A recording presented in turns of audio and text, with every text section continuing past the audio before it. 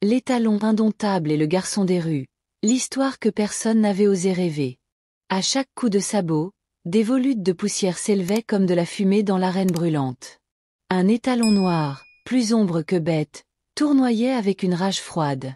Ses yeux, deux braises rouges, scrutaient les alentours avec une intensité presque surnaturelle. Était-ce la peur? La colère?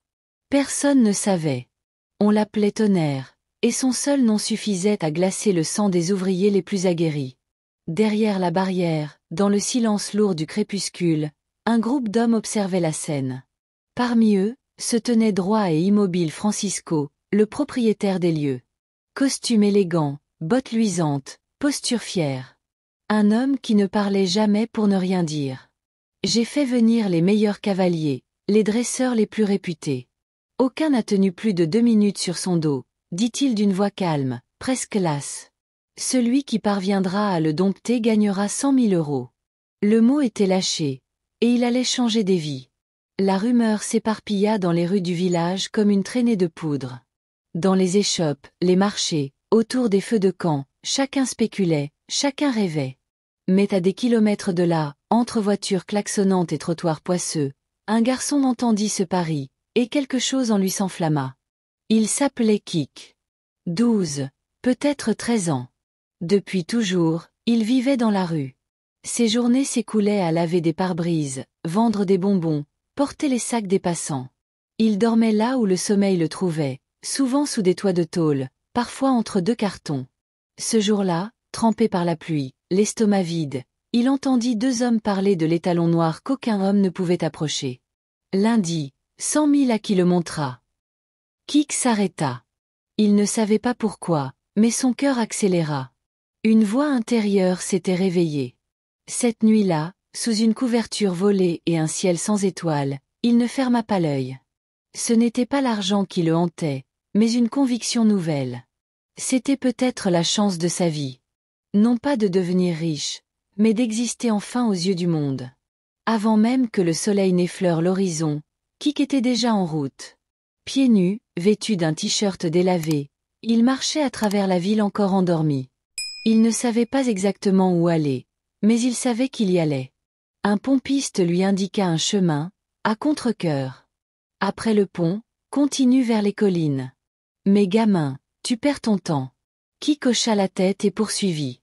La route était longue, brûlante, cruelle. Le bitume devint gravier, puis poussière.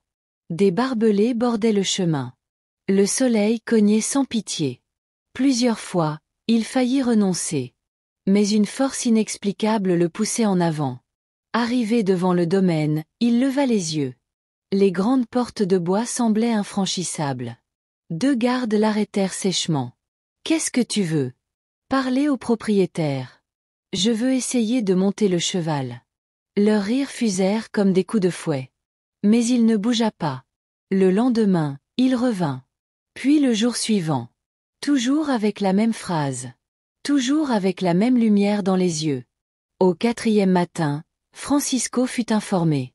Intrigué, il se rendit lui-même à l'entrée. « C'est toi, le petit qui revient chaque jour ? » ?»« Oui, monsieur. »« Tu veux vraiment essayer ? » ?»« Je n'ai pas peur. » Francisco l'étudia longuement. Pas un mot de trop, pas un regard fuyant. Seulement une volonté nue. « Alors demain, à l'aube. Mais si tu te blesses, c'est ta responsabilité. »« Compris, monsieur. » Cette nuit-là, Kik dormit près de la clôture, le cœur tambourinant. Au lever du jour, il était déjà debout, pieds nus sur la terre froide de l'arène. Francisco était là, silencieux. Il voulait voir de ses propres yeux. Le portail gronda, et Tonnerre fit son entrée. Furieux, indomptable, un ouragan de muscles et de rage. Les ouvriers reculèrent. Kik, lui, resta planté. Le cheval tourna autour de lui, souffla, chargea presque. Mais l'enfant ne bougea pas. Ni un cri, ni un geste. Quelque chose se passait. Une tension étrange, presque sacrée. Pas un duel. Une rencontre. Une reconnaissance. Un pas. Puis un autre. Doucement, lentement, Kik réduisait la distance. Le cheval ne reculait pas. Les cœurs s'arrêtèrent. Et enfin, le museau toucha la main tendue. Francisco écarquilla les yeux. Ce n'était pas un tour de magie. C'était une vérité. L'enfant grimpa sur le dos de Tonnerre. Aucun harnachement. Aucun cri. Et pourtant, le cheval resta immobile. Le silence dans l'arène était total. Seuls les oiseaux osaient chanter. Francisco s'approcha. « Tu as gagné, dit-il. L'argent est à toi. Je ne veux pas d'argent, monsieur. Je voudrais une chambre. 2 repas par jour. Et aller à l'école. Je veux apprendre. » Un long silence suivit. Puis Francisco, la gorge nouée, répondit. « Tu vivras dans la maison principale. Tu mangeras à ma table. Et demain, tu commenceras l'école. » Kik baissa la tête. Pas de larmes. Pas de sourire. Seulement la paix. Une paix qu'il n'avait jamais connue. Les semaines passèrent. Kik apprenait vite. Il lisait, écrivait, comptait. Et chaque soir, il brossait Tonnerre, qui l'attendait avec une tranquillité nouvelle. Les ouvriers le respectaient. Non parce qu'on leur disait de le faire, mais parce qu'ils le méritaient. Un jour, une lettre arriva. Une prestigieuse école offrait une bourse complète. Logement, repas, éducation. Francisco lut la lettre en silence. Puis il alla voir Kik. « Tu vas devoir partir, dit-il. Mais tu ne dois pas oublier d'où tu viens. » « Je n'oublierai pas. » La veille de son départ, Kik s'assit près de Francisco. « Pourquoi m'as-tu laissé entrer ce jour-là ? » « Parce que tu m'as rappelé l'enfant que j'aurais voulu être. » Le lendemain, ils partirent ensemble à la gare. Francisco tendit un petit paquet. « Pour le chemin.